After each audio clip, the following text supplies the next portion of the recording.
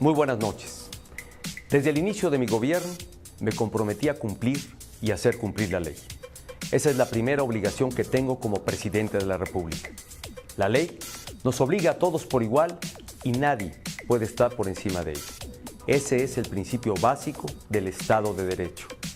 El Procurador General de la República ha iniciado un proceso legal en contra de diversas personas, resultado de una investigación que hace presumible la comisión de diversos delitos de un probable desvío ilícito y ocultamiento de recursos del Sindicato Nacional de Trabajadores de la Educación. Los recursos de los sindicatos son de sus agremiados, no de sus dirigentes. Deben utilizarse en beneficio de los propios trabajadores. Así anunciaba el presidente Enrique Peña Nieto en febrero del 2013 la detención del Bester Gordillo, quien ha llevado su proceso penal no en una prisión, sino en los hospitales de la Ciudad de México. Primero en un cuarto de la torre médica del penal de Tepepan, donde fue internada, y después en un modesto hospital de la capital. Acusada de robarse el dinero del Sindicato Nacional de Trabajadores de la Educación y de evadir impuestos al no poder comprobar manejos por 2,000 millones de pesos. A través de sus abogados, el Bester Gordillo ha tratado de escapar a la justicia. Sus defensores piden que se le debe de conceder el arresto domiciliario, argumentando problemas graves de salud. Es verdad que la maestra está enferma, pero no de gravedad. Sus abogados argumentan que es una prisionera política. No es verdad. No está en prisión por su manera de pensar ni por su oposición al régimen. A lo largo de 25 años como dirigente del sindicato de maestros, acumuló una fortuna que ahora simplemente no puede explicar. ¿Cuál es su deseo? Me reservo el derecho a declarar. Muy bien. En todo y absolutamente. Perfecto. Que sean los abogados los que se hagan cargo de ello. Muy bien. Sus abogados han intentado la salida de la ex lideresa debido a su edad. Al cumplir 70 años, argumentan, tendría la posibilidad de salir. Pero no es así de sencillo. El artículo 55 del Código Penal dice que no gozarán de esta prerrogativa quienes, a criterio del juez, puedan sustraerse de la acción de la justicia. Antes que la petición de el Bester Gordillo, en los penales de la Ciudad de México hay 200 internos con 70 años o más que aspiran a la prisión domiciliaria.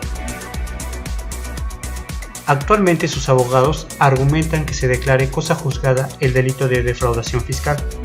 Detenida y procesada por diversos delitos en contra de sus agremiados, como delincuencia organizada, fraude y lavado de dinero por un monto superior a 2,000 millones de pesos.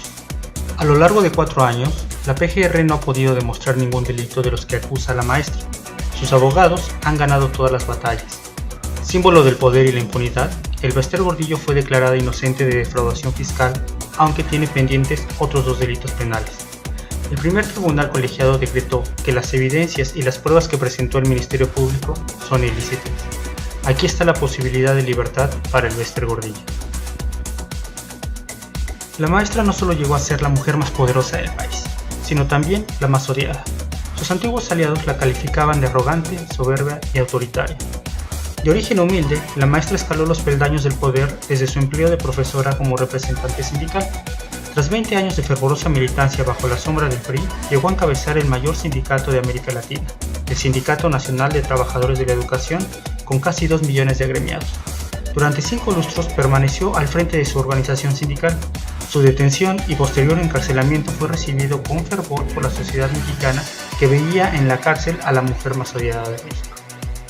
La maestra era conocida por sus derroches, que nunca intentó ocultar, sus numerosas cirugías plásticas, su cercanía a políticos de todas las tendencias. Organizaba fiestas ostentosas donde entregaba camionetas Homer a sus líderes más cercanos. Compró varias mansiones de lujo y gastaba manos llenas. Una sucursal de Neiman Marcus en Nueva York reconoció que la ex líder sindical gastó entre 2009 y 2012 más de $2 millones solo en zapatos, bolsos y vestimenta. Maestro ocupó su primer cargo mayor en el sindicato que la llevaría al Comité Ejecutivo Nacional, liderado entonces por Carlos Conjitud Barrios, su guía, protector y amante.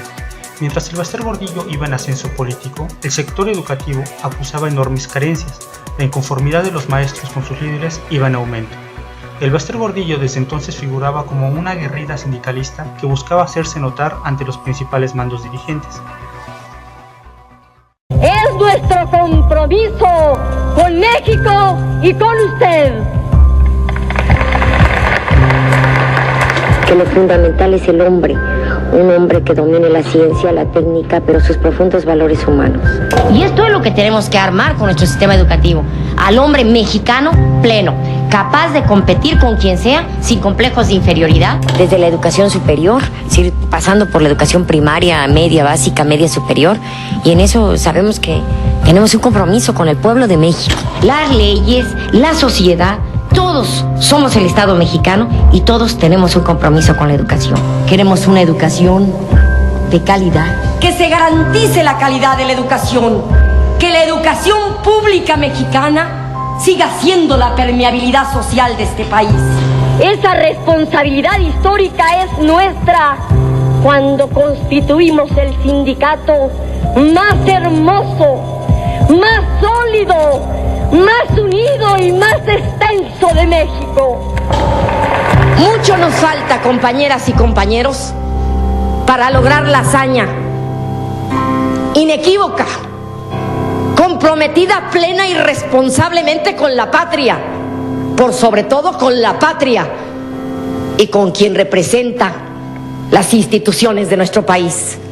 Señor presidente, sin rubor, sin duda, sin complejos, le decimos que somos sus aliados, que vamos por la alianza de la calidad educativa, que estamos dispuestos a poner lo mejor de nosotros. Estaba dispuesta a llegar hasta lo más alto de su gremio, a cualquier precio, incluido, desde luego, la eliminación de sus enemigos.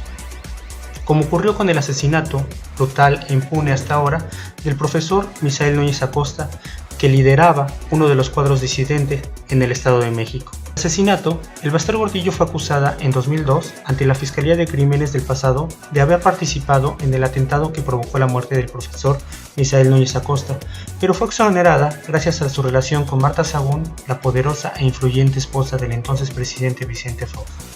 La impunidad con la que se desenvolvió la maestra tenía un factor en común: el apoyo presidencial. Así se hizo de liderazgo magisterial en el Sindicato Nacional de Trabajadores de la Educación gracias a un arreglo político con el presidente Carlos Salinas de Gortari. Una vez entronizada en el poder, modificó los estatutos del sindicato para eternizarse en el cargo de forma indefinida como lideresa moral. En 2006 logró un arreglo político con el candidato Felipe Calderón para favorecerlo. El abanderado de la izquierda, Andrés Manuel López Obrador, divulgó conversaciones de la maestra con varios gobernadores para movilizar votos a favor de Calderón. A cambio, Gordillo negoció varios cargos en el gobierno federal, como la dirección del Instituto de Seguridad y Servicios Sociales para los Trabajadores del Estado, el ISSSTE, la Lotería Nacional y la Subsecretaría de Educación Básica, entre otros. En 2012 rompió un acuerdo de nueva alianza con Enrique Peña Nieto cuando este era precandidato a la presidencia, lo que marcó su alejamiento del poder. Ese fue su gran error. En medio de un proceso judicial, el Bester Gordillo está con un pie fuera de la cárcel. Los resquicios legales es lo que le abre la puerta a la maestra para que vuelva a gozar de sus lujos, mansiones, joyas y arte. Toda la fortuna que amasó al amparo del poder. Su inminente liberación confirmará una vez más a México como el paraíso de la impunidad. Son muchos los años ya de estar en esto, pero hoy aquí lo digo con claridad. Me podría ir hoy, porque ya hay quienes. Me podría ir mañana, pero me voy a ir cuando los maestros quieran que me vaya. Ni amenazas,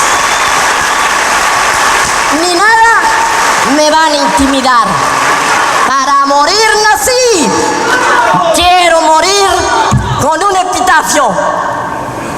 Aquí yace una guerrera. Como guerrera murió.